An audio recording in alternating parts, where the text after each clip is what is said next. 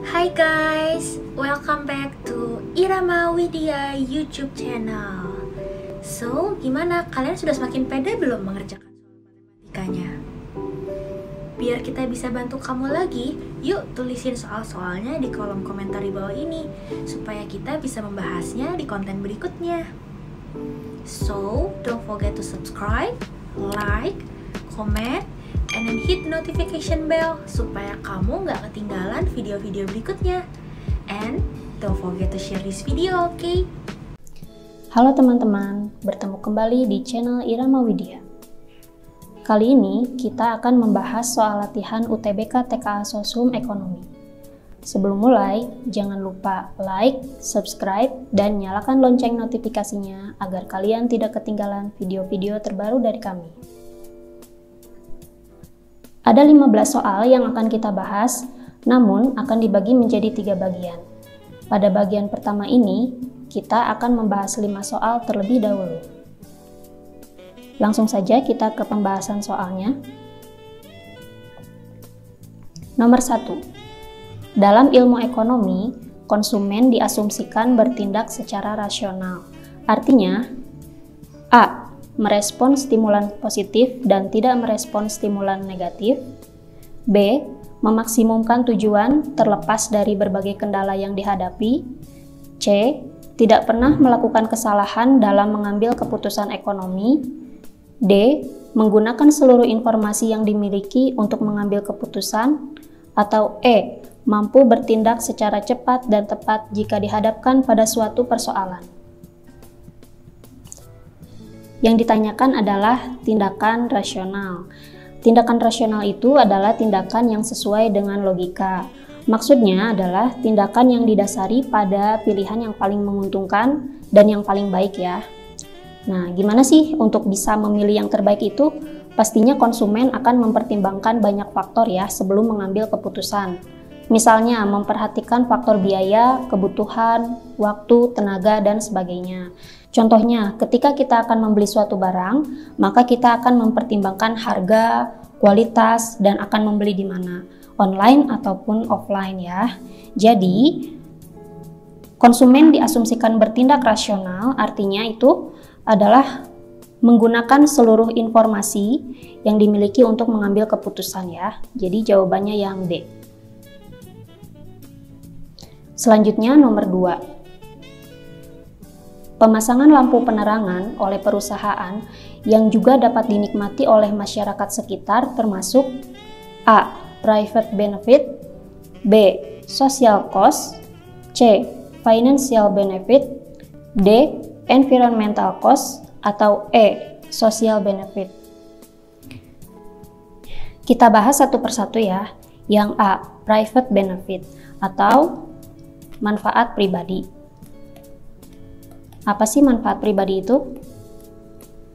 Manfaat pribadi adalah manfaat yang diperoleh individu atau perusahaan yang terlibat langsung dalam suatu transaksi sebagai penjual dan pembeli. Jadi ini adalah manfaat yang dirasakan secara pribadi ya, karena adanya transaksi sebagai pembeli atau penjual. Yang B, social cost atau biaya sosial. Biaya sosial ini adalah efek yang diperoleh masyarakat yang meliputi efek baik ataupun efek buruk dari kegiatan menghasilkan barang-barang dan jasa yang dilakukan dalam perekonomian. Contohnya itu seperti yang ditanyakan pada soal. Pemasangan lampu penerangan oleh perusahaan yang juga dapat dinikmati oleh masyarakat sekitar. Nah, itu termasuk social cost. Yang C, financial benefit atau manfaat keuangan. Artinya, manfaat keuangan ini merupakan pendekatan dengan membangun nilai bagi pelanggan, terutama mengandalkan manfaat keuangan dan penghematan biaya dengan cara pemberian diskon khusus atau promo. Yang D, environmental cost atau biaya lingkungan. Yaitu biaya yang dikeluarkan perusahaan guna pencegahan kemungkinan adanya kualitas lingkungan yang buruk serta mengatasi kerusakan lingkungan yang timbul akibat aktivitas perusahaan. Dan yang E, social benefit atau manfaat sosial,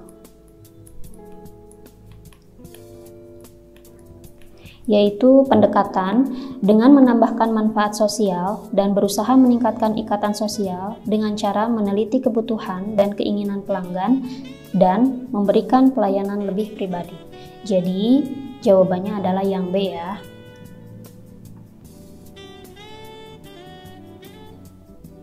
Selanjutnya nomor 3. Hubungan antara marginal propensity to consume atau MPC dan marginal propensity to save atau MPS adalah yang A, MPC min MPS sama dengan 0, yang B, MPS lebih besar dari MPC, yang C, MPC plus MPS lebih besar dari 0, yang D, MPC plus MPS sama dengan 1, atau yang E, MPS sama dengan MPC min 1. Ya, MPC itu adalah perubahan konsumsi karena adanya perubahan pendapatan disposable. Sementara itu, MPS adalah perubahan tabungan karena adanya perubahan pendapatan disposable. Seperti kita ketahui, fungsi dari pendapatan adalah konsumsi ditambah tabungan. Kemudian kita ubah persamaannya menjadi untuk konsumsi berarti pendapatan dikurangi tabungan, dan untuk tabungan delta Y min delta C. Kita pindahkan ke sini ya. MPC sama dengan delta C per delta Y. Delta C kita ambil dari persamaan yang ini, yaitu delta Y min delta S per delta Y. Kemudian kita uraikan delta YD per delta YD min delta S per delta Y. Ini sama dengan MPC-nya delta Y per delta Y 1 min delta S per delta Y adalah MPS ya. Jadi kita pindahkan posisinya ke sini menjadi MPC plus MPS sama dengan 1. Jadi jawabannya yang D. Selanjutnya nomor 4. Dalam pengertian constant return to scale, apabila semua input yang digunakan untuk produksi ditambah, maka A. Output akan naik sebanding dengan kenaikan input. B. Output akan naik semakin lama kenaikannya semakin kecil. C. Output akan naik semakin lama kenaikannya semakin besar. D. Output akan naik lebih besar dari kenaikan input. Atau E, output akan naik lebih kecil dari kenaikan input. Nah, untuk menjawab soal ini, kita harus mengetahui konsep return to scale. Apa sih konsep return to scale ini? Yaitu berbicara tentang seberapa besar perubahan output atau hasil produksi akibat dari adanya penggandaan faktor produksi yang digunakan. Pada saat produsen atau perusahaan menggandakan jumlah faktor produksi yang digunakan, maka terdapat 3 kemungkinan output atau hasil produksi yang dihasilkan. Yang pertama adalah decreasing return to scale, yaitu penggandaan faktor produksi atau input menghasilkan penggandaan output yang lebih kecil. Yang kedua, increasing return to scale. Nah, ini adalah penggandaan hasil yang lebih besar outputnya lebih besar ya akibat adanya penggandaan input atau faktor produksi. Nah, yang ketiga adalah constant return to scale, yaitu hubungan yang konstan antara input dan hasil atau outputnya. Dengan kata lain, input dan output memiliki hubungan yang sama. Misalnya, apabila input ditambah menjadi 2 kali lipat, maka output juga akan naik sebanyak 2 kali lipat. Jadi sebanding ya, jawabannya yang A. Selanjutnya, soal nomor 5. Biaya variabel suatu firma diketahui 100.000 pada saat output yang dihasilkan sebanyak 5 unit. Jika biaya tetap sebesar 40.000, maka biaya total rata-rata untuk menghasilkan output sebanyak itu adalah A. 12.000, B. 20.000, C. 28.000, D. 60.000, atau E. 140.000. Nah, diketahui biaya variabelnya yaitu 100.000 ya, berarti VC sama dengan 100.000. Kemudian outputnya sebanyak 5 unit atau Q sama dengan 5. Kemudian biaya tetapnya 40.000 atau fixed cost ya, FC-nya sama dengan 40.000. Nah, yang ditanyakan adalah biaya total rata-rata atau AC. Sekarang kita cari dulu biaya totalnya.